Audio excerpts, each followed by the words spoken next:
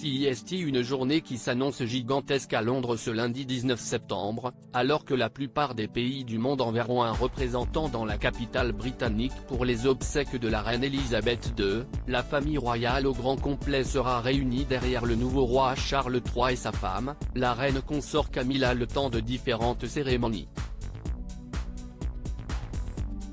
À partir de midi heure française, 11h, heure locale, une procession débutera en effet sur les bords de la Tamise pour transporter le cercueil de la reine Elisabeth de Westminster Hall, où il est actuellement présenté au public, à Westminster Abbey, pour une grande cérémonie religieuse.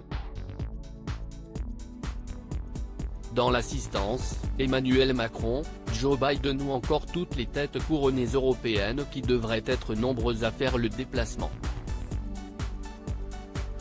Nouveau prince de Galles, le prince William devrait être présent avec sa femme Kate, peut-être, ses deux aînés, George et Charlotte, 9 et 7 ans, de plus en plus habitués à ce genre de cérémonie officielle.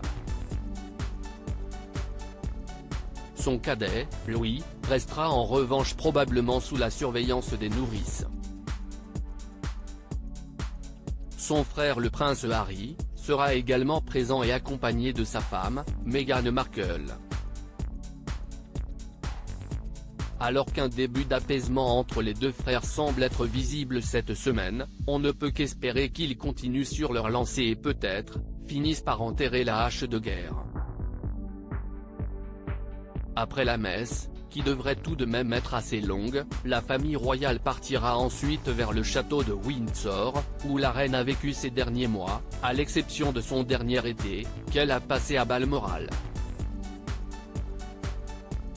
Là, une nouvelle cérémonie sera célébrée de manière bien plus privée, et les membres du clan diront enfin au revoir à leur aïeul, décédé jeudi 8 septembre. Celle-ci sera en effet inhumée près de ses parents et de sa sœur dans la crypte du château. Le cercueil de son époux, le prince Philippe, décédé en avril 2021 à 99 ans, la rejoindra bientôt, pour qu'enfin la souveraine retrouve celui qu'elle a toujours considéré comme son roc.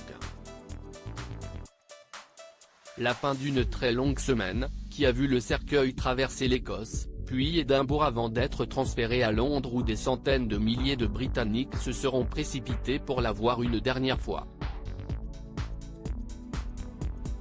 Ensuite, la vie devrait reprendre son cours. Resté au Royaume-Uni depuis l'annonce du décès de sa grand-mère, le prince Harry devrait notamment regagner au plus vite les États-Unis où l'attendent ses deux enfants, Archie, 3 ans et Lilibet, 1 an.